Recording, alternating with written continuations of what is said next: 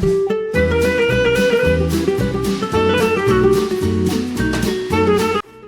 everybody, it's Gypsy and welcome to On the Edge of Appalachia. And today we are going to talk about making your own homemade pumpkin puree. So easy, it's ridiculous and delicious. So what you don't want to do is use the typical filled pumpkins that people use for jack-o'-lanterns. What you want are the smaller pumpkins, which are sugar pumpkins. Some people call them pie pumpkins. They're smaller and they're sweeter. I think they have less of that stringy stuff too. Okay. These are the ones I grow. They average, I would say, 2 to 3 pounds. So last night, I did one of them just to see how much one pumpkin makes of puree.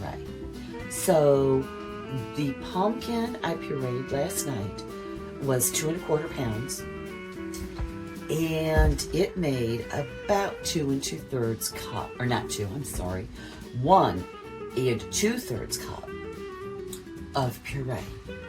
And just look at this. Now this does look much different than what you buy in the can at the store. It's just, I love the texture, very smooth, almost silky. And it just tastes so good. Makes wonderful pies and other things that you would bake with pumpkin puree or cook. They might maybe doing a soup or something, I don't know. But isn't this gorgeous? So I have a few more of these I want to do, and I thought I would show you how I do them. Very easy, so just stay tuned. Okay, so the first thing you want to do is preheat your oven to 325 degrees Fahrenheit. You want to get a cutting board and your good knife. So I lay my pumpkin sideways, and we're just gonna kind of cut it down the middle.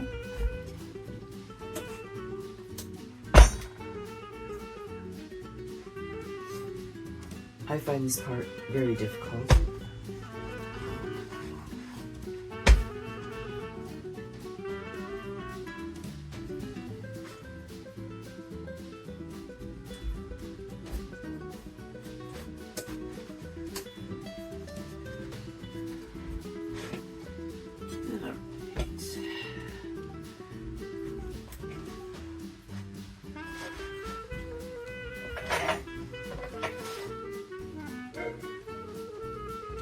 And there's that dog again.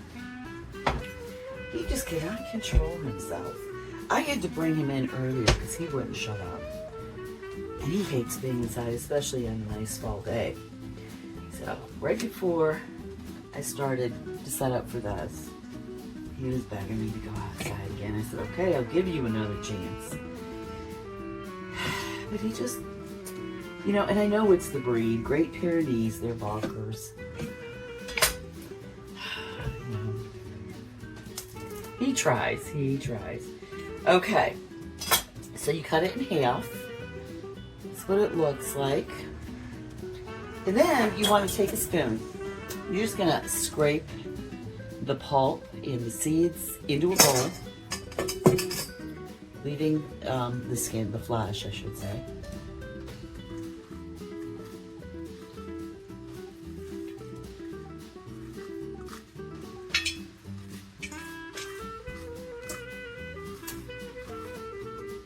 And then, for me, I like to save the seeds for planting next season.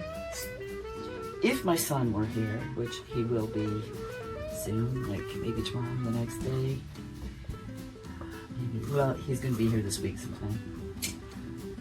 He'd be like begging me to roast the seeds. I might save some for roasting, but I do need to save some for planting. Because next year, I would like to at least double my crop of pumpkins. It was the first year I grew these. I had bought 2 sugar pumpkins from a local farmer last year so I can make pies for Thanksgiving. So I saved the seeds. And I was like, I had no idea how, difficult it would be. I had such a good time growing these, and now I got all this puree. I am going to double my crop. And this way next year I'll have even more puree I can pass out to family. And I can sell pumpkins at my booth. So it was good. I enjoyed it. It was fun. So you want to get out as much as you can. Okay? Now, what you're going to do next is you're going to put it on a baking sheet. You want to get a piece of tin foil and you want to cover it. Okay? And then you're going to put it in the oven and bake it for an hour. Okay, so I'm going to prepare the rest of my pumpkins, and I'll get back to you in about an hour. About a second for you guys, about an hour for me. Okay, so these have baked for an hour, and I let them cool down. So what we're going to do next is we're going to take each half with the spoon. You can use a blender, a food processor, or I'm using a Ninja. That's all I have. Works really well for this. It just purees so easily. You don't need to add anything to it. So you just kind of run your spoon around the edge and you scoop out the flesh of the pumpkin. So you're gonna put this in whatever you are pureeing it in.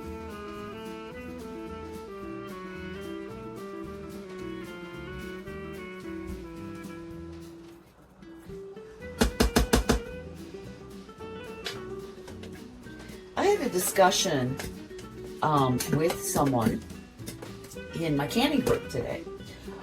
We were talking about pureeing and putting up your pumpkin puree. And I had mentioned, because somebody asked, can you use any pumpkin? Well, when I learned how to do this, I was told you only use sugar pumpkins or pie pumpkins, whatever you want to call them. Another person in my group, she says she was told by an Amish woman, you can use any pumpkin. I don't know. I mean, she could very well be right. I have never tried a filled pumpkin. Now, I do know that these have a lot less of that fibrous stuff in it. They seem more tender and sweeter, I would imagine. But they are easier to work with, I think. But, she could be right. I don't know. I like my sugar pumpkins. I have plenty of seeds to grow plenty of sugar pumpkins, so I probably won't ever try a filled pumpkin or anything else. I don't know. If any of you have made pumpkin puree with a different type of pumpkin, please in the comments let me know, what you think, what the results are. Because I doubt I will ever do it. So anyways, because we did have a pretty good discussion about it. It's very interesting. So what you're going to do next, now this is only one pumpkin in here, but, so you're going to put your lid on. Now, for some weird reason, this is a very tiny kitchen, there is no outlet over here in the biggest countertop in this kitchen. I don't know why. So I'm going to have to put you guys on hold and turn the camera around to the other side of the kitchen. Okay, so I have my Ninja set up, and you're just going to puree it for it's so easy, it's so tender, it's going to puree really quick. Also, make sure you have your spatula to scrape the side.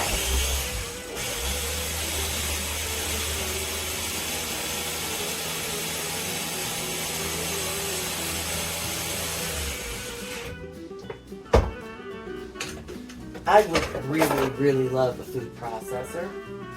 Although, with my thinking, I like electric stuff because it's very convenient and quick. But then, after living off grid for so long, I was thinking, what if and then we had that power outage this summer for almost a week. What if then I can't do my stuff if the power goes out. So I'd also like a food like a grinder. It's not electric, it's manual. I don't know, I want to get both.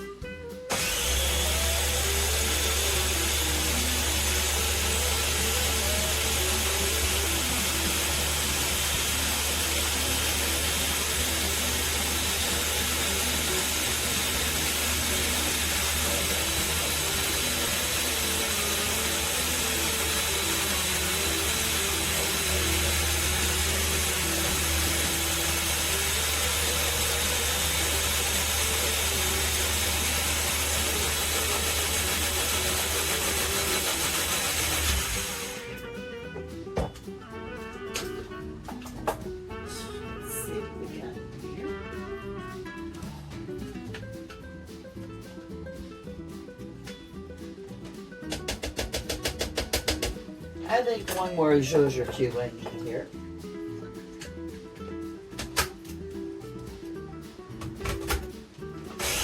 See how easy this is? Takes no time at all. The longest part is put in the oven and baking it. So now you're ready for something else. Okay. Ooh, that looks lovely.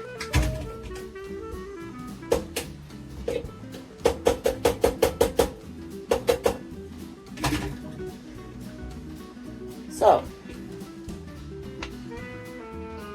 you've got your pumpkin puree.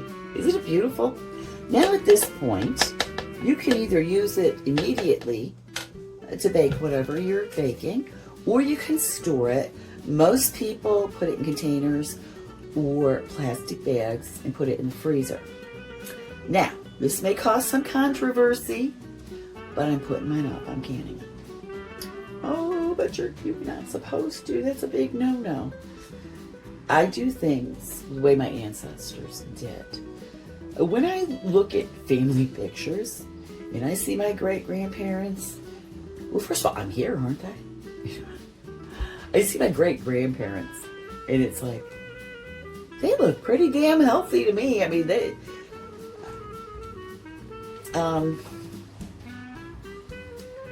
if you know how to do it the right way, and you must know how to do it the right way, you can do it. But always know how to do it the right way.